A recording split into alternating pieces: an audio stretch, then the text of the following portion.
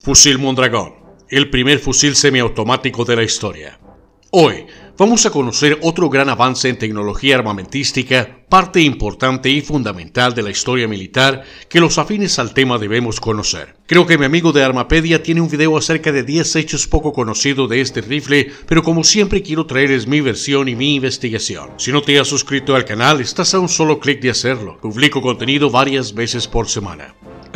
Y no se te olvide de dejar un like, de veras que le ayuda al canal. Ahora, a lo que venimos. El fusil Porfirio Díaz Sistema Mondragón modelo 1908 es un fusil semiautomático mexicano, siendo el primer fusil semiautomático y automático en ser adoptado por un ejército. Fue diseñado por el general Manuel Mondragón, quien comenzó a trabajar en el proyecto en 1882 y patentó el arma en 1887. El fusil era accionado por los gases del disparo, mediante un cilindro y su respectivo pistón, algo bastante habitual hoy en día, pero algo muy inusual para su época. Tenía un cerrojo rotativo, el cual se movía mediante tetones que se encajaban en estrías helicoidales de las paredes del cajón de mecanismos. También podía emplearse como un fusil de cerrojo con acción rectilínea.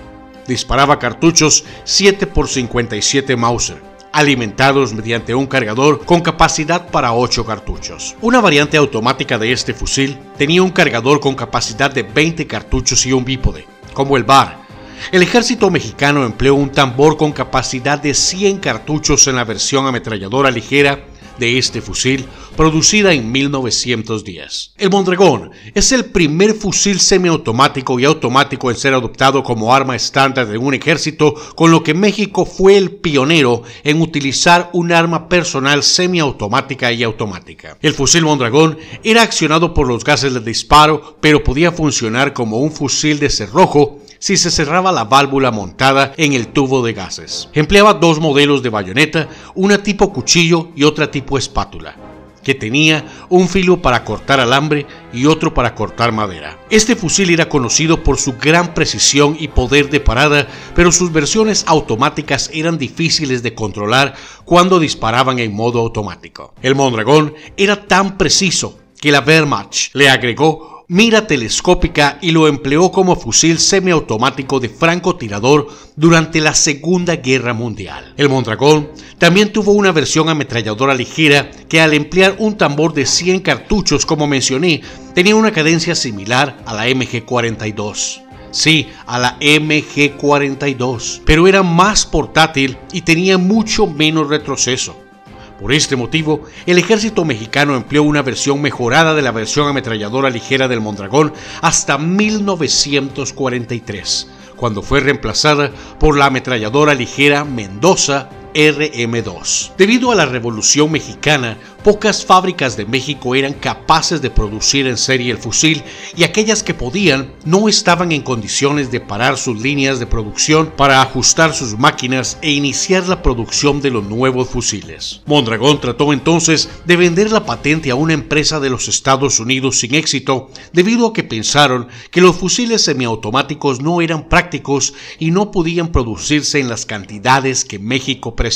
Es entonces que Mondragón busca vendérsela a la compañía SIG, que estuvo de acuerdo en fabricar el fusil. En 1901 los primeros fusiles fueron enviados a México y suministrados al ejército mexicano como el fusil Porfirio Díaz Sistema Mondragón modelo 1900, con un cargador de 8 cartuchos. En 1908 se le suministró al ejército una versión de fabricación totalmente mexicana denominada Fusil Porfirio Díaz Sistema Mondragón modelo 1908, pero esta vez con un cargador de 20 cartuchos. Sin embargo, para 1910 ya se había construido fábricas en las ciudades de Veracruz, Ciudad Juárez, Guanajuato, Guadalajara y en Ciudad de México, donde fueron producidos hasta bien entrado el siglo y en plena Segunda Guerra Mundial. Pese a su poca producción, se dice que este fusil fue empleado en batalla por los revolucionarios Emiliano Zapata y Pancho Villa. Con el estallido de la Primera Guerra Mundial, Alemania compró a la SIG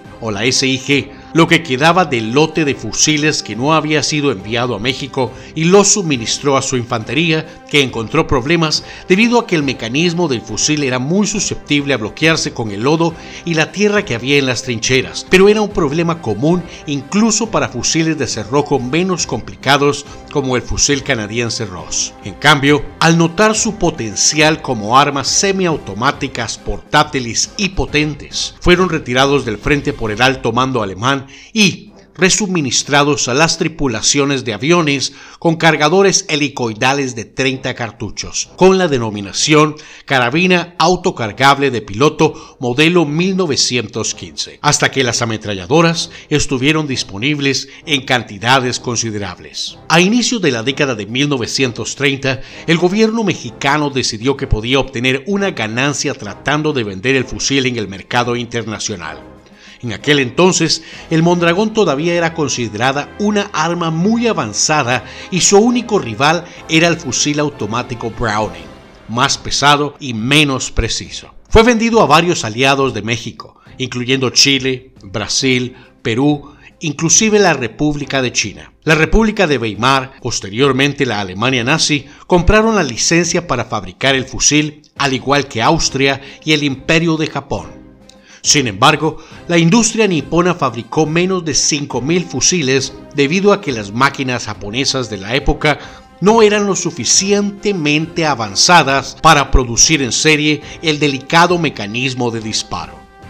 Cuando el Ejército Popular de Mao Zedong derrotó a las fuerzas nacionalistas en 1949, muchas armas de los nacionalistas fueron capturadas por las fuerzas comunistas y casi todos los fusiles Mondragón chinos fueron redistribuidos al Ejército Popular de Liberación, donde quedaron en servicio activo como fusiles de francotirador y armas de apoyo hasta finales de la década de 1980, aunque un pequeño número de estos todavía continúan en servicio con las unidades de reservistas del Ejército Popular de Liberación. Durante la Segunda Guerra Mundial, todavía quedaban muchos fusiles mexicanos en los arsenales alemanes sobrantes de la Primera Guerra Mundial. Se afirma que estos fueron suministrados a la Waffen-SS como armas auxiliares, a veces como reemplazo o arma complementaria al Kar 98K durante las primeras etapas de la guerra. Durante la batalla de Stalingrado, algunos soldados del Heer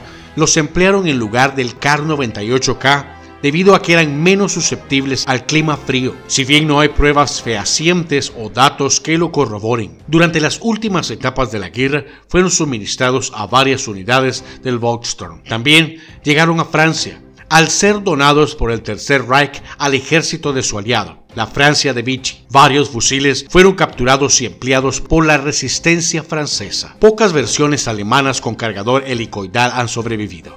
Sin embargo, el ejército mexicano todavía emplea este fusil en desfiles como fusil ceremonial. El rifle tiene un peso de 4.18 kilogramos, una longitud de 1105 milímetros, munición 7x57 Mauser, calibre 7 milímetros, una cadencia de tiro de 60 disparos por minuto, un alcance de 200 a 500 metros y una velocidad de 750 metros por segundo. Esta fue un poco de la historia y características del fusil Mondragón. Si te gustó el video, ayúdame con un like y compártelo.